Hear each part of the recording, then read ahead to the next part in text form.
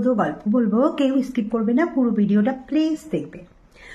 ভগবান শ্রীকৃষ্ণের কাছে অর্জুন জানতে চেয়েছিল, হে শ্রীকৃষ্ণ, আগামী দিনের কলিকালের ভবিষ্যৎ কি হতে পারে সেই সম্পর্কে আপনার কাছে একটু জানতে চাই।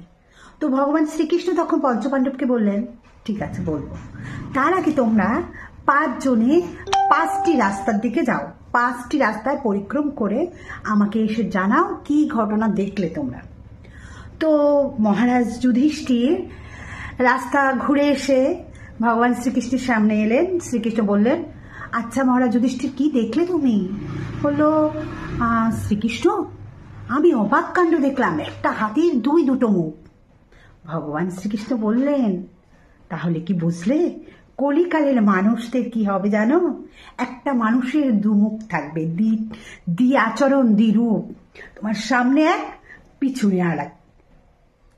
সেই জন্যই তুমি হাতির 2টো মুখ দেখেছ। এবার এলেন অর্জুন। অর্জুনকে বললেন, তুমি কি দেখেছ? অর্জুন বলল, হে শ্রীকৃষ্ণ, আমি দেখলাম যার পথেও একটা গরু তার সন্তানকে চেটে চেটে পরিষ্কার করছে, আবার সেই ফেরার পথেও দেখলাম সেই গরুই তার বাছুরকে চাটছে। এর মানে ভগবান শ্রীকৃষ্ণ বুঝিয়ে দিলেন, এর মানে কলিযুগের বাবা মায়েরা তার সন্তানকে কোলছাড়া করবেন না।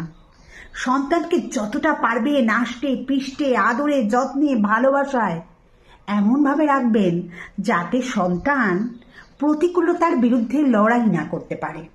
সন্তানকে একা ছাড়বেন না। রাস্তাঘাটে বেরোলে সে তো প্রতিকূলতার ভিতরে লড়াই করতে শিখে যাবে।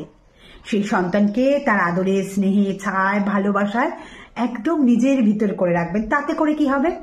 সন্তান বোকা তৈরি হবে। সেই সন্তান জগৎ সম্পর্কে কোনো ধারণাই তার বাস্তবিক জ্ঞান তৈরি হবে না। এবার এলেন ভীম। ভীমকে বললেন, তুমি কি দেখলে?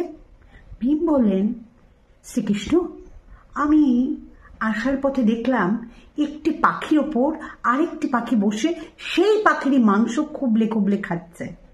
ভগবান শ্রীকৃষ্ণ এবার বোঝালেন, তার মানে কলিকালে কি হবে জানো? ওই যে একজন পাখিকে দেখলে আর একটা পাখির উপর বসে খাচ্ছে, তার মানে একজন মানুষের মাথায় বসে আর একজন মানুষ ওইভাবেই তাকে চুষে বুষে সর্বস্ব লুটে পুটে খাবে। শ্রীকৃষ্ণ এটাই বোঝাতে চাইলেন, যার খাবে তার গায়েই মানে তারই কুড়ুল মারবে। মানে এখনকার দিনের মানুষরা, কলিকালের মানুষরা যার খাবে তার গুণ গাবে না, তারই মাংস কুবলে কুবলে খাবে, তারই ষড়যন্ত্র করবে। এবার নকুলকে বললে, নকুল তুমি কি দেখেছ? নকুল বলল, আমি যেতে যেতে দেখলাম হঠাৎ করে পাথর উপর দিকে উঠে গাছের ধাক্কায় স্তম্ভিত হয়ে মানে চুপচাপ হয়ে স্থির হয়ে রইল একটা জায়গায়। এটা কেমন যেন অবাক। পাথরটা উপরে উঠে না নিচে পড়ল, না উপরে উঠে গেল, একটা জায়গায় স্থির হয়ে রইল শূন্যটাও। ভগবান শ্রীকৃষ্ণ বুঝিয়ে দিলেন, এর মানে হলো মানুষ বিপদ বুঝবে, কিন্তু মানুষ না সামনে যাবে না পেছনে যাবে, সে তার স্বার্থ নিয়ে সেই জায়গাটায় স্থির থাকবে। যে যার স্বার্থ চরিতার্থ করার জন্য সেখানেই স্টপ হয়ে যাবে। কেউ কারো আগে পিছে বিপদে আপদে পাশে থাকবে না। সবাই যে যার স্বার্থ নিয়ে নিশ্চুপভাবে নিজের অবস্থানে স্থির অবিচল থাকবে। এবার এলো ছোট ভাই সহদেব। সহদেবকে বলল, সহদেব তুমি কি দেখেছ?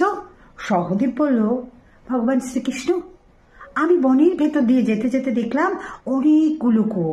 সেই কুয়োর ভেতরে সব কুয়োতে জল আছে, কিন্তু প্রতিটা কুয়োর ভেতর থেকে যে কুয়োর গভীরতা সবচেয়ে বেশি সেই কুয়োর ভেতর কোনো জল নেই। সেই কুয়ো শুকনো, অথচ সেই কুয়োর তুলনায় ছোট কুয়োগুলোতে ভরা জল।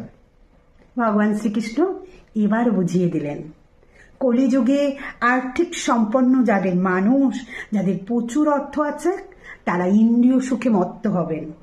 তাদের ওই কুয়োর জলের মতো ধন সম্পদ থাকা সত্ত্বেও তারা না হবেন মানবিক, না কারো বিপদে কাজে আগাবেন, না কাউকে ভালোবাসা দিয়ে তার বিপদে আপদে গরিবদের পাশে দাঁড়াবেন। তারা ইন্দ্রিয় সুখের জন্য, নিজেদের স্বার্থ চরিতার্থ করার জন্য, যেখানে দেখবে তাদের স্বার্থ আছে, যেখানে গেলে তারা ভালো থাকবে, আরো আরো টাকা আয় করতে পারবে, সেখানেই যাবে। তাই বড় কুয়ো অথচ তাতে কোনো জল নেই, মানে সেই কুয়োটা অন্তঃসার শূন্য। ছোট্ট কুয়োগুলোতে জল রয়েছে, কিন্তু সেই জলের পরিমাণ তো সামান্য। সেই জল দিয়ে সবাইকে সে পরিতৃপ্ত করতে পারবে, সবার তৃপ্তি মেটাতে পারবে। কিন্তু বড় কুয়োটা, যেটা অনেক অনেক জল থাকতে পারত, অনেক মানুষের তৃষ্ণা নিবারণ হতে পারত, সেই কুয়োটায় জল নেই। অর্থাৎ ভগবান শ্রীকৃষ্ণ বুঝিয়েছেন, যে ব্যক্তিদের অপার ধন সম্পদ আছে তাদের মন নেই, আর যাদের মন আছে তাদের সম্পদ নেই, ঠিক ছোট কুয়োর মতো। তাই এই কথাগুলো স্মরণ রেখে চেষ্টা করবেন এই কথাগুলোকে মান্যতা প্রাপ্ত দিতে। মানে এইরকম ভাবে, মান্যতা বলতে এইরকম ভাবে আমরা যেন নিজেদেরকে তৈরি না করি। যতটা পারবেন এই কথাগুলো স্মরণ রেখে একটু এগিয়ে যাবেন। Thank you.